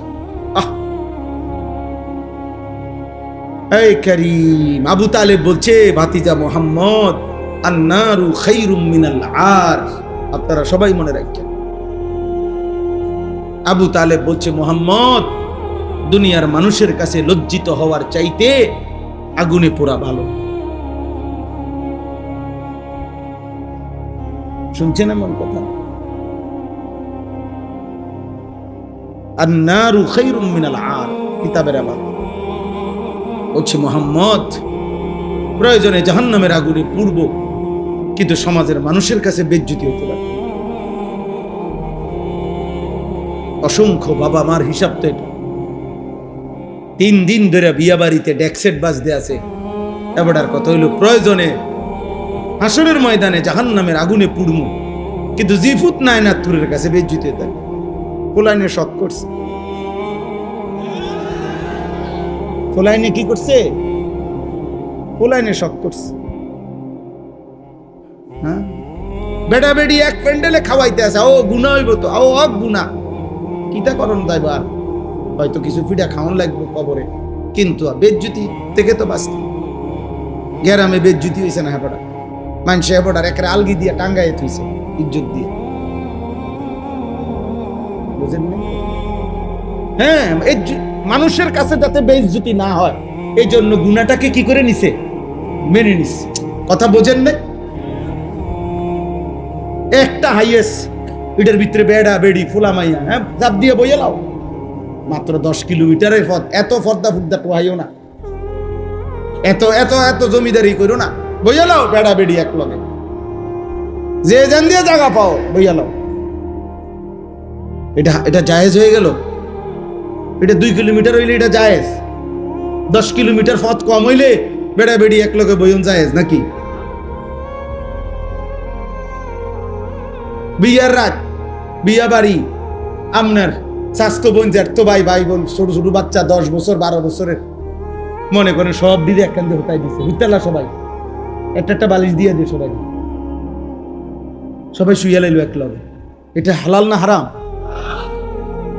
তো এই এত দিকে গুনাহ করে এরপরে শেষ সমস্ত নাফরমানি কমপ্লিট কইরা এরপরে ইমাম সাহেবের কাছে দায়িত্ব, হুজুর খাস করে কদ্দুর দোয়া করে দেন, আল্লাহ যেন কদ্দুর সুখে রাখে,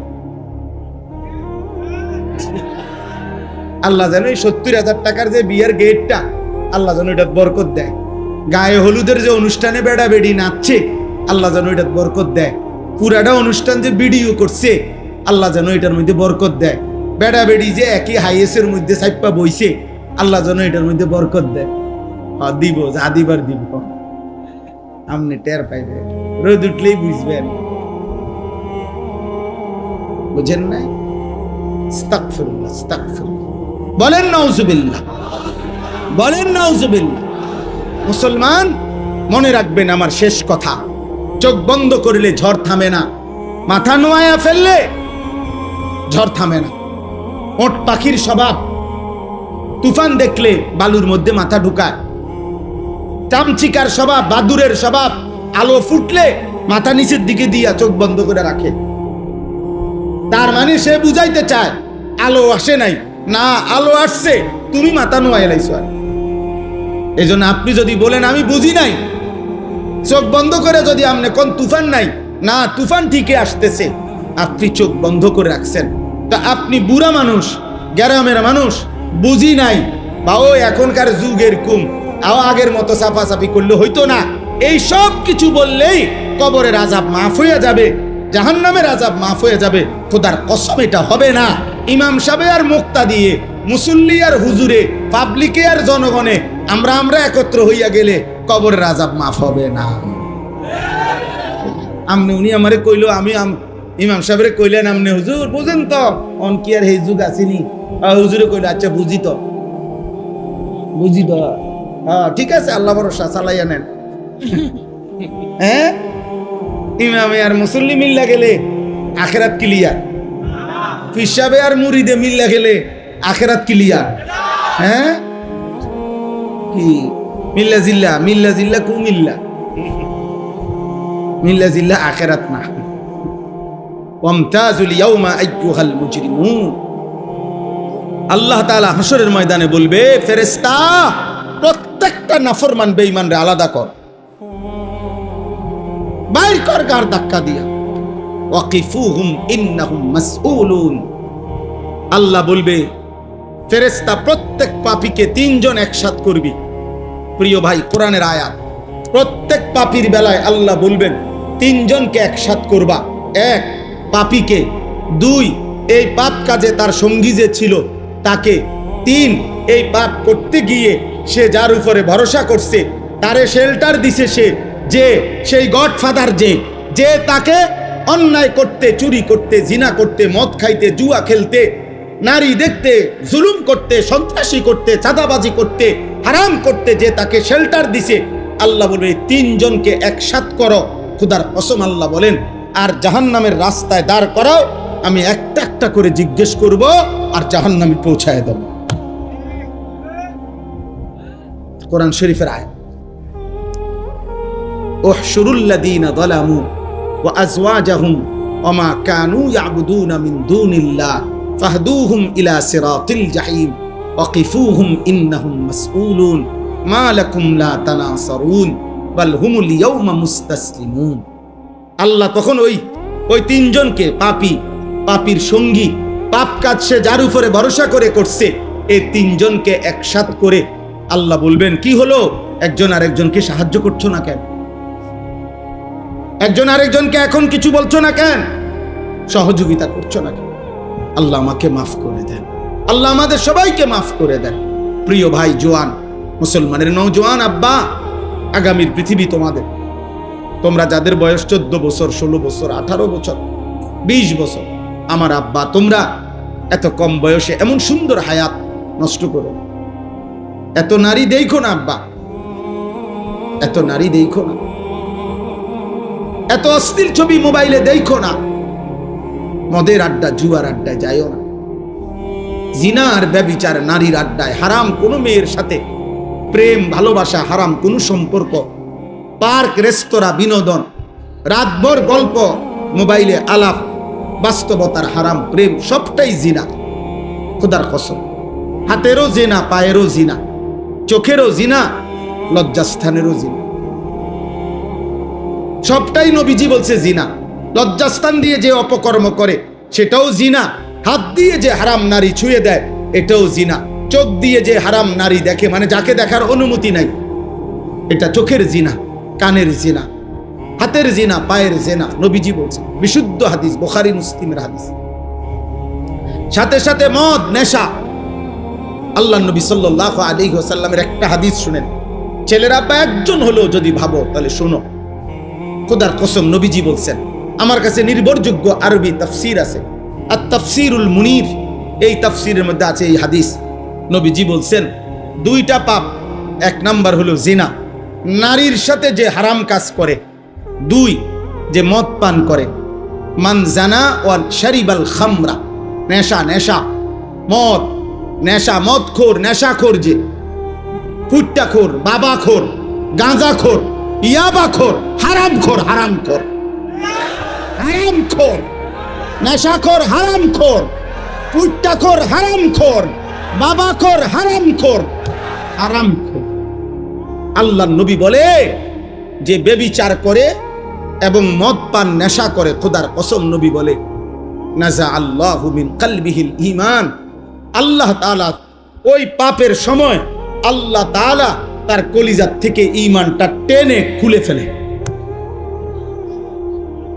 কসম খোদার, এই কোরআন হাতে বলে, নাজা আল্লাহু মিন কলবিহিল ঈমান কামা ইয়াখলাউল ইনসানু আল কামিসা মিন রাসিহি। নবীজি বলেন, মানুষ যেমন তার গায়ের জামা খুলে ফেলে, ঠিক তেমনি ভাবে আল্লাহ তাআলা নেশাখোর আর নারীর সাথে যে অপকর্ম করে তার কলিজার থেকে ঈমান এভাবে খুলে ফেলে। কি সাংঘাতিক কথা বলো। এই বেবিচারীকে আল্লাহ যেন বলে, এদিকে ওয়েট, কই যাচ্ছ, বেডি দেখবা, উলঙ্গ ছবি, নর্তকী, জিনা, বেবিচার, হারাম নারীর আড্ডায়, ওয়েট, এক মিনিট। আল্লাহ যেন ডাক দিয়ে বলে, দাঁড়াও দাঁড়াও, আমার ঈমান আমারে দিয়া যাও, যা এবার বেঈমান যা। যে মদ পান করে, নেশাখোর, আল্লাহ তাআলা বলে, দাঁড়া এক মিনিট, নেশাখোর, দাঁড়াও দাঁড়াও, আমার ঈমান আমারে দিয়া দাও, যাও এবার বেঈমান যাও।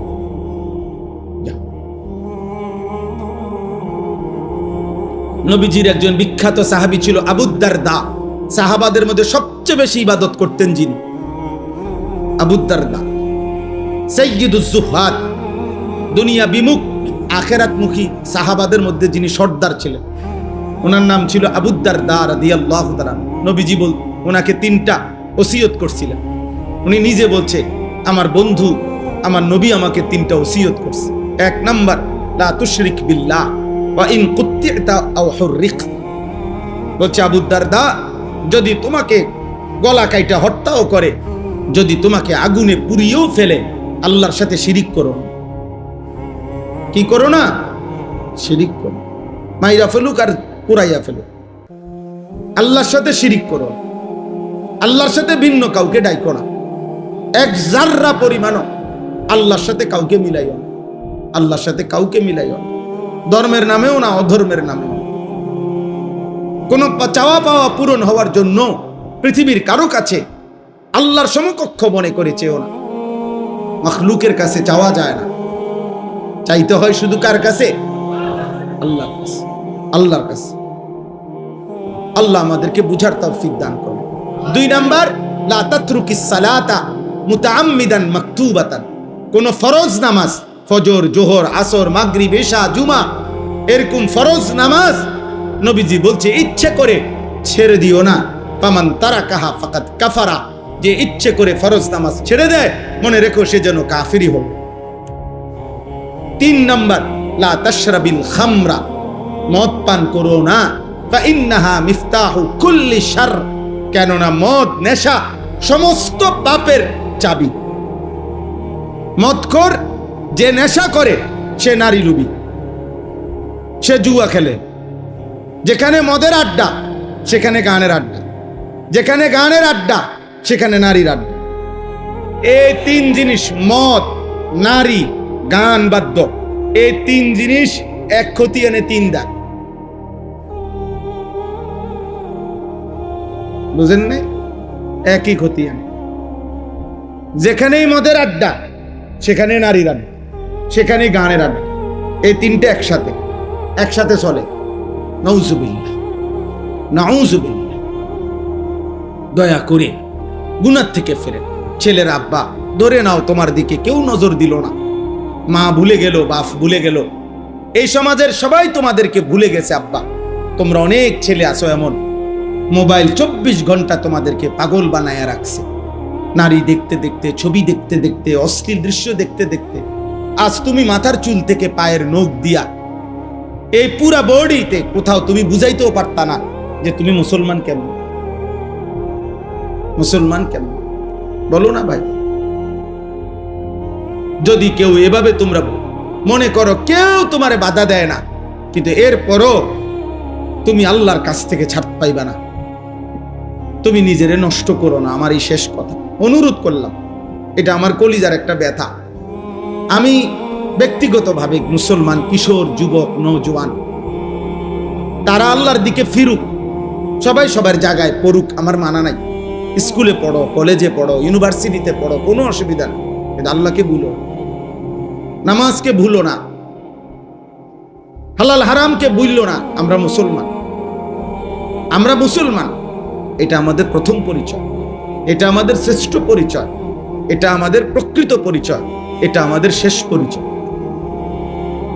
এটা আমাদের কি শেষ পরিচয়, এটা আমাদের কবরের পরিচয়, এটা আমাদের আখিরাতের পরিচয়। আমরা মুসলমান, আমরা ঈমানদার, আমাদের আল্লাহ আছেন, আমাদের নবী সাল্লাল্লাহু আলাইহি সাল্লাম আছেন, আমাদের কোরআন আছে, আমাদের ইসলাম আছে। এই চারটেই শ্রেষ্ঠ। আমাদের আল্লাহ সর্বশ্রেষ্ঠ, আমাদের নবী সর্বশ্রেষ্ঠ, আমাদের কিতাব সর্বশ্রেষ্ঠ, আমাদের ধর্ম সর্বশ্রেষ্ঠ। আমি অন্যের কাছে যাব কেন? বলো না ভাই, আমি কিসের অভাবে অন্যের কাছে যাব? আমার কাছে কোনটা নাই? এই চারটার কোনো একটাই আমাদের চাইতে বেশি কারো কাছে আছে? হিন্দুদের কাছে, বৌদ্ধদের কাছে, ইয়াহুদিদের কাছে, খ্রিস্টানদের কাছে, নাস্তিক মুরতাদদের কাছে, তাইলে আমরা অন্যের কাছে যাব কেন?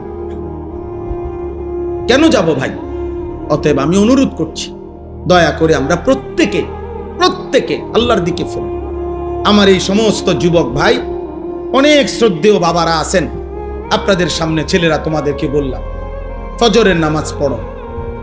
আমার একটা জীবনের মেহনত, আমি ফজর ক্যাম্পেইনের কাজ করি সারা বাংলাদেশে। আমার অসংখ্য ছেলে আছে আমাদের, যারা আমার ঘরে কলিজা দিয়া মহব্বত করে, এখানেও আছে আমার ছেলে আলহামদুলিল্লাহ, যারা ফজর ক্যাম্পেইনের একটা কাজ করি আমরা। মানে হলো ফজর নামাজের মুসল্লি বৃদ্ধির চেষ্টা।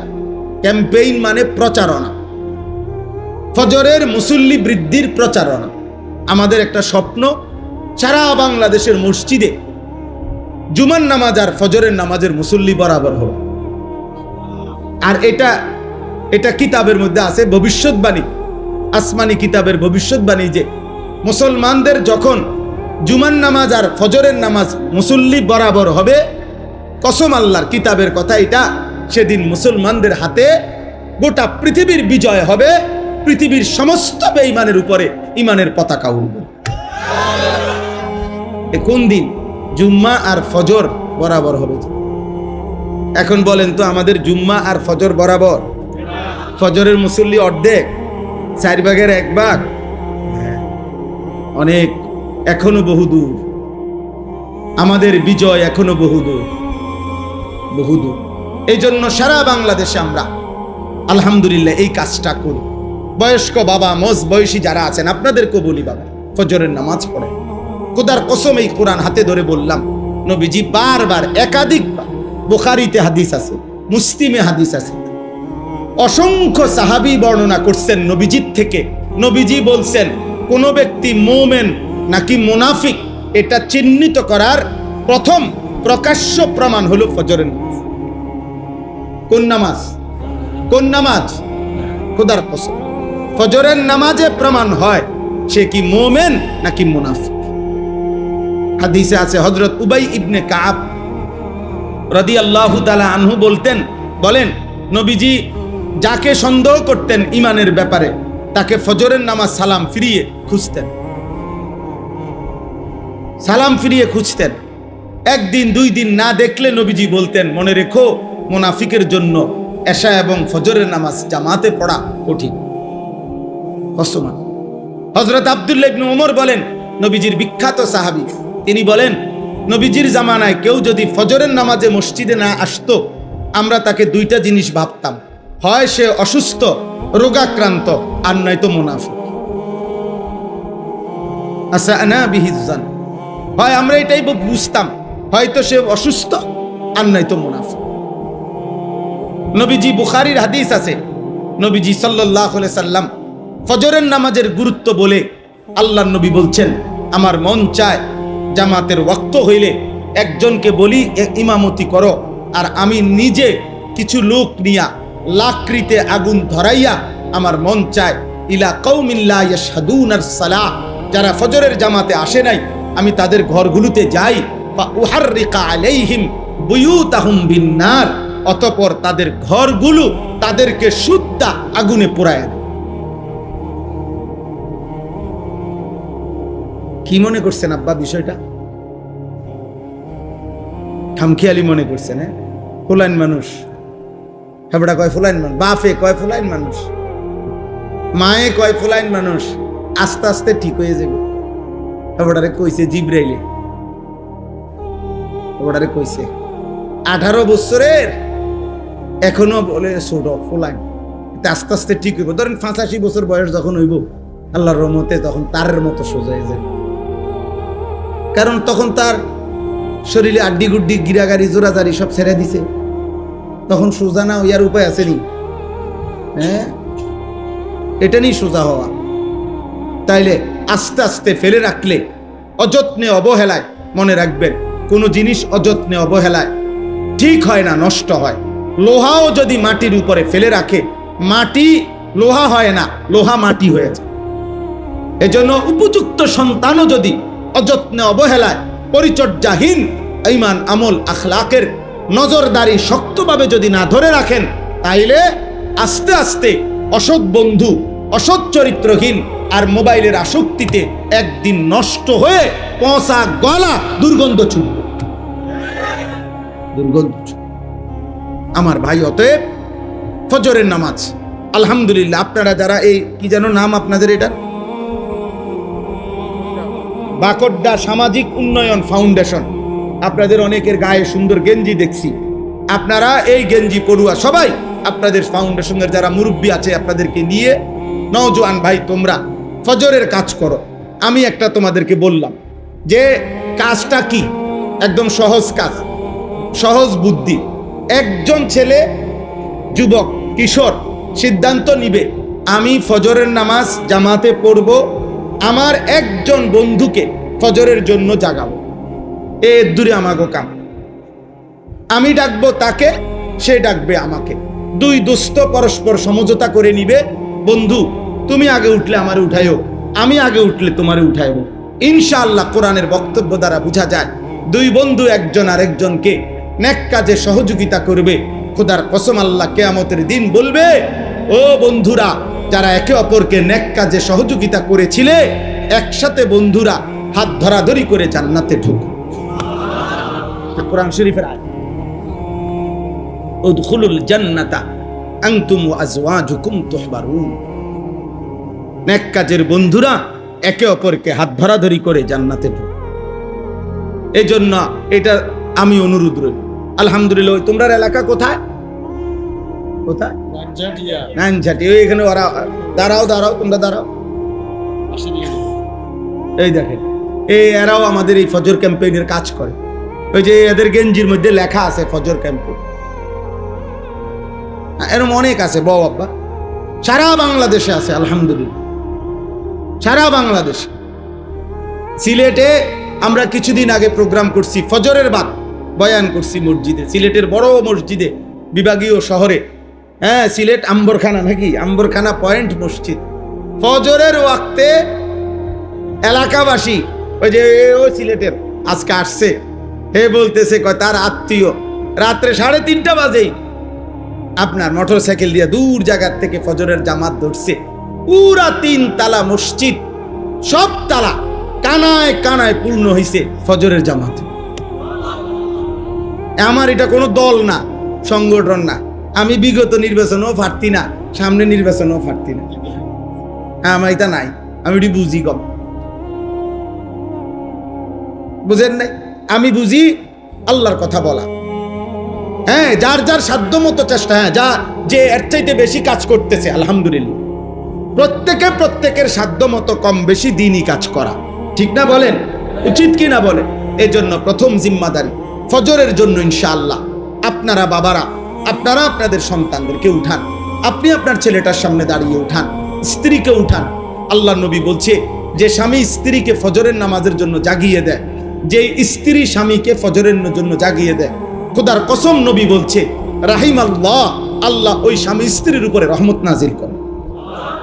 নবীজি বলছে যে এই পরিবারের পুরুষ তার পরিবারের সদস্য স্ত্রী ছেলে মেয়েদেরকে ফজরের নামাজের জন্য জাগিয়ে দেয়, অতঃপর সকলে ফজরের নামাজ আদায় করে, খোদার কসম নবী বলছে আল্লাহ তাআলা ওই ফ্যামিলির পুরুষ মহিলাকে বেশি বেশি জিকিরকারী পুরুষ এবং নারীদের অন্তর্ভুক্ত করে দেয়। তাহলে আমরা চেষ্টা করতে পারি কি না বলেন? হিম্মত করেন, বলেন ইনশাআল্লাহ, বলেন ইনশাআল্লাহ। ইনশাআল্লাহ একদিন আমরা স্বপ্ন দেখি জুমা এবং ফজরের মুসল্লি বরাবর হবে। হয়তো আমরা থাকবো না, হয়তো আমরা থাকবো না, হয়তো 30 বছর পরে হবে, হয়তো 50 বছর পরে হবে। একদিন সত্যি সত্যি দাজ্জাল আসবে, একদিন সত্যি সত্যি মাহদী আসবে, একদিন ঈসা নবী আসমান থেকে নেমে আসবে, চূড়ান্ত লড়াই হবে, পৃথিবীময় জিহাদ হবে, মাহাদির নেতৃত্বে যুদ্ধ হবে, আর শেষ পর্যন্ত দাজ্জাল এবং তার অনুসারীরা পরাজিত হয়ে গোটা পৃথিবীময় কালেমার পতাকা উড়বেই উড়বে, উড়বেই উড়বে, উড়বেই। এ তোমার নবীর ভবিষ্যৎবাণী, আর তোমার নবী মিথ্যা বলে না, বানিয়েও বলে না। তিনি মিথ্যাও বলে না, বানিয়েও বলে। আল্লাহ সবাইকে কবুল করেন, আল্লাহ সবাইকে কবুল করেন। আপনাদের এই সামাজিক উন্নয়ন ফাউন্ডেশন, আপনাদের কাছে আমার অনুরোধ, আপনাদের সামাজিক উন্নয়ন 2 ভাগে হবে ইসলামের দৃষ্টিকোণে। এই শেষ কথা মনে রাখেন। 1 নাম্বার হলো সামাজিক উন্নয়নের 2 অংশ থাকতে হবে। 100 টাকায় 60 টাকা আর 40 টাকা কমপক্ষে 2 ভাগ করতে হবে, সমান সমান না। 60 টাকা হবে একদিকে, 40 টাকা হবে একদিকে। 60 টাকা দিয়া কি করবেন? 60 টাকা দিয়া মানুষের আখেরাতমুখী জীবন গঠনের জন্য আয়োজন করবেন। সূরা শিখবে, কেরাত শিখবে, দোয়া শিখবে, দিন শিখবে, কালেমা শিখবে, নামাজ শিখবে, ইসলাহি মাহফিল হবে, মসজিদ ভিত্তিক বয়ান হবে, এবং মহল্লায় মহল্লায় সকালবেলা ফজরের পরের ভোরের মক্তব বাচ্চারা শিখবে। সন্ধ্যা, আসর, মাগরিব, এশা যে কোনো এক ওয়াক্তে বয়স্করা প্রয়োজন পরিমাণ দিন শিখবে, সূরা কেরাত শিখবে। একবার 10 মিনিট হোক, মনে করেন আলহামদুলিল্লাহ, এইটাই ইমাম সাহেব মনে করেন 10 মিনিট মস্ক করায় দিছে মুরব্বীদেরকে। এর দূরে শুধু আজকে এর দূরে পড়া যান, ছুটি, কালকে আবার বাকিটা। কথা বোঝেন নাই? অর্থাৎ আপনি ব্যস্ত, কোনো অসুবিধা নাই, কিন্তু আমরা তো দেখি, আমরাই তো দুনিয়াতে চলি। বয়স্ক লোকের ব্যস্ততা কি? এ গুইরে চা দেওয়া, এ বিড়ি বন, বন, চা, বিড়ি, আর এ গপ, আর শুধু গপ। একেবারে গোটা পৃথিবীর দোষ।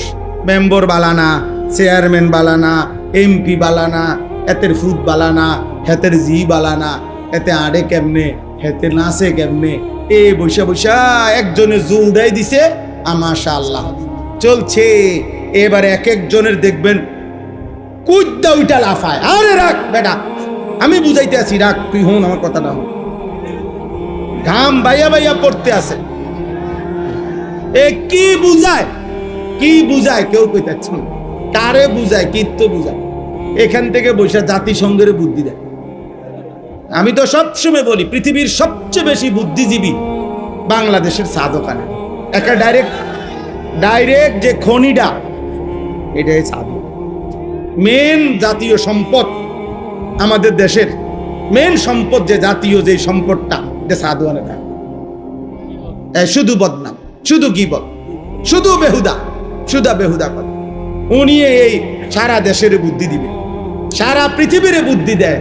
দোকানদারে আজকে 3 মাস টাকা পায়, আজ 260 টাকার লেগে বেড়া মনে পর্যন্ত 50 বার কইছে, কয় শুধু লিখে রাখ। দোকানদারের কয় শুধু লিখে রাখ, বুদ্ধি দেয় জাতিসংঘ। আমনে এত বুদ্ধির কি দরকার চাচা? আপনি টাকা না দিয়ে নেবেন বেলা, আপনি বেহুদা বুদ্ধি দেন কেন? এগুলা ফালতু কাজ কিনা বলেন? এই সময়টা জিকির করলে, একবার সুবহানাল্লাহ পড়লে, খোদার কসম নবী বলছে উহুদ পাহাড়ের চাইতে ভারী নেকি হয়। একবার আলহামদুলিল্লাহ পড়লে উহুদ পাহাড়ের চাইতে ভারী নেকি হয়। একবার সুবহানাল্লাহ পড়লে জান্নাতে একটা খেজুর গাছ রোপণ হয়। নবীজি বলছে একবার পড়লে, আপনি 1000 বার পড়েন, আপনি 100 বার পড়েন, আপনি আল্লাহর কোরআন। হুজুর বুড়া মানুষ, আমি আগের মতো বয়স নাই, আচ্ছা ধরে নিলাম নাই, আপনি 1 শব্দ পড়তে পারতেন না? কথাটা বলেন না। আপনি এদুর কন আলহামদুলিল্লাহ বলেন তো, আলহামদুলিল্লাহ, আলহামদুলিল্লাহ।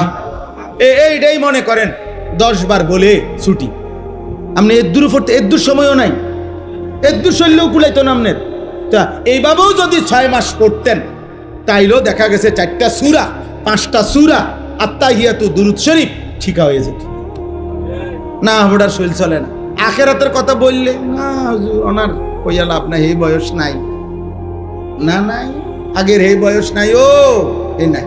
কিন্তু মাশাআল্লাহ ভাত খাইছে এই মাত্র, আবার আপেল, মালটা, চা, বন সব চলছে পরপর।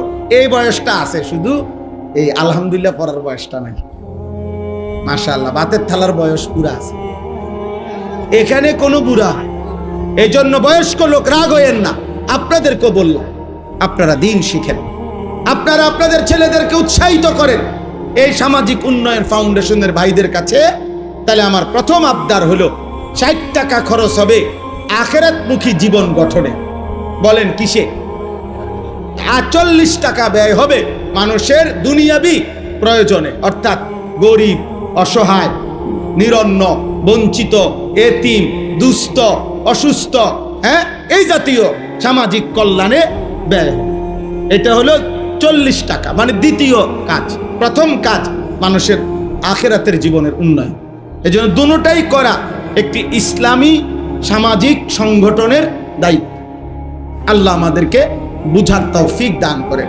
আপনাদের কাছে শেষ কথা হলো, আমি ব্যক্তিগতভাবে আমার মাদ্রাসায় কুমিল্লা ক্যান্টনমেন্ট ময়নামতি সাহেবের বাজার, ওই মাদ্রাসা আজকে 11 বছর আলহামদুলিল্লাহ। আমার সেই মাদ্রাসায় এখন 534 জন ছাত্র আছে, 34 জন শিক্ষক কর্মচারী আছে। আজকে 11 বছর রানিং মাদ্রাসার, আলহামদুলিল্লাহ মাদ্রাসা চলতেছে। তা আমার একটা জীবনের স্বপ্ন, মুসলিম কিশোর যুবক নওজোয়ান স্কুলে পড়ুক, কলেজে পড়ুক, ইউনিভার্সিটিতে পড়ুক, এবং সাধারণ শ্রেণী মুসলমান যে কোনো বয়সী বছরের যেই কোনো দিন যেটুকু সময় যার আছে আমাদের ওই মাদ্রাসায় যাবে, দিন শিখবে। অজু, নামাজ, সূরা, কেরাত, দোয়া, কালাম, রুকু, সেজদা, এই আশা নিয়ে আমরা একটা বড় জায়গা কিনছি। 115.5 শতক, 1 একর 15.5 শতক জায়গা কুমিল্লা ক্যান্টনমেন্টের পাশে আমরা এটা কিনছি। 2,67,00,000 টাকা এই জায়গাটার দাম। উদ্দেশ্য হইল এটাই যে মুসলমান যে আসবে যখন, দিন শিখবে তখন, যার সময় যতক্ষণ দিন শিখবে ততক্ষণ।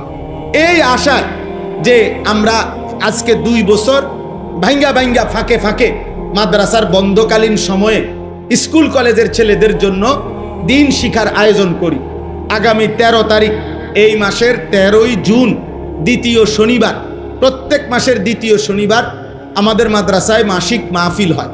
তো এই মাসের প্রোগ্রামে 13ই জুন সকাল 8টা থেকে রাত 9টা পর্যন্ত এশা পর্যন্ত ধারাবাহিক 30 বছরের নিচে স্কুল কলেজ ইউনিভার্সিটির ছেলেদের জন্য এই দিন শিক্ষা তারবিয়াতি কোর্স হবে।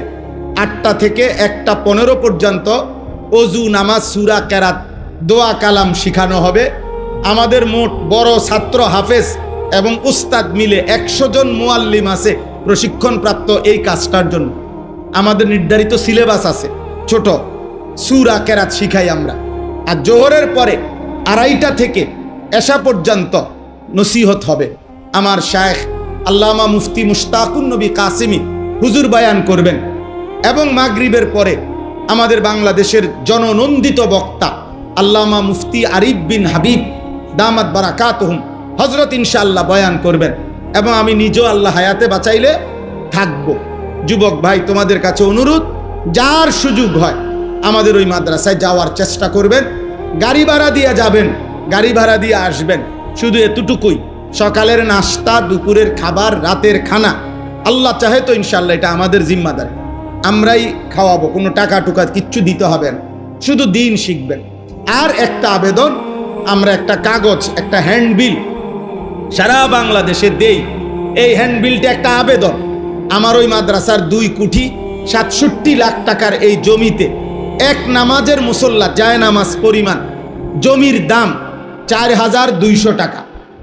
তো আমরা এই কাগজটার মধ্যে এই আবেদনটা আছে, বিকাশ নাম্বার আছে, অ্যাকাউন্ট নাম্বার আছে। যদি কারো পছন্দ হয়, মহব্বত হয়, সুযোগ হয়, কারো উপরে কোনো জবরদস্তি নাই, সাফাসাফি নাই, কোনো আল্লাহর বান্দা যদি ভালো পায়, তাইলে আমাদের মাদ্রাসায় 4200 টাকা ওই জমিতে দিলে আপনি এক নামাজের মুসল্লা পরিমাণ টাকা দিলেন, আপনি সদকায়ে জারিয়াত সওয়াব পাইতে থাকবেন। যদি সুযোগ হয় আমাদের এই কাগজটা নিলেন, নিয়ে এটার মধ্যে অ্যাকাউন্ট নাম্বার, বিকাশ নাম্বার আছে এবং কাগজের অপর পিঠে প্রত্যেক মাসের 2য় শনিবার আমাদের যেই মাসিক ইসলাহি মাহফিল হয় ওইটার তারিখ দেওয়া আছে। যাদের সুযোগ হয় প্রতি মাসের 2য় শনিবার মাসিক মাহফিলে যাবেন। আমাদের যেই মাকসুদ ভাই এখানে অনেক সাথী নিয়া প্রত্যেক মাসে উনি যায়, ওনার সাথে অনেক ছেলে পেলে নিয়ে উনি আমাদের মজলিসে যায়। আমার শায়েখ আল্লামা মুফতি মুশতাকুন নবী কাসেমি হযরতের মাদ্রাসায় প্রতি মাসের শেষ শনিবার সুদন্যপুর, কুমিল্লা, কোটবাড়ি, সেখানেও মাসিক মাহফিল হয়। যাওয়ার সুযোগ আছে, আপনারা যাওয়ার চেষ্টা করবেন। আপনাদের কাছে আমার অনুরোধ, আজকে এই মাহফিল, এই মসজিদ, এই মাদ্রাসা আল্লাহ যেন কবুল করে। আপনারা সবাই দোয়া করেন যে এই বাচ্চাটাকে হাফেজে কোরআন হিসাবে পাগড়ি দেওয়া হলো, আল্লাহ তাকে জগৎ বাছা হাফেজ আলেম হিসাবে কবুল করেন। এলাকার অনেক শ্রদ্ধেয় ব্যক্তিবর্গ, মেহমান, আপনারা এই লম্বা গরমে কষ্ট করে এখানে বসেছিলেন, আল্লাহ আপনাদেরকে উত্তম বিনিময় দান করেন। বাবা, চাচা, বয়স্ক, দাদা, আমার কথায় রাগ হইয়েন না। প্রত্যেকের কাছে অনুরোধ, আব্বা যার যার জায়গায় নিজের এবং অধীনস্থদের আখেরাতের ফিকির আরেকটু করেন। আবারও বলছি, শেষ কথা, মানুষের পরিচর্যা করেন, মানুষের পরিচর্যা করেন, শুধু ঘর, দালান, বিল্ডিং, আসবাবপত্রের নয়, বরং মানুষের। কিসের বলেন না? এক কথায় মানুষের চাষ করেন, মানুষের চাষ। মানুষ বানান, ইনসান বানান, আখেরাত শিখান। আল্লাহ তাআলা তৌফিক দান।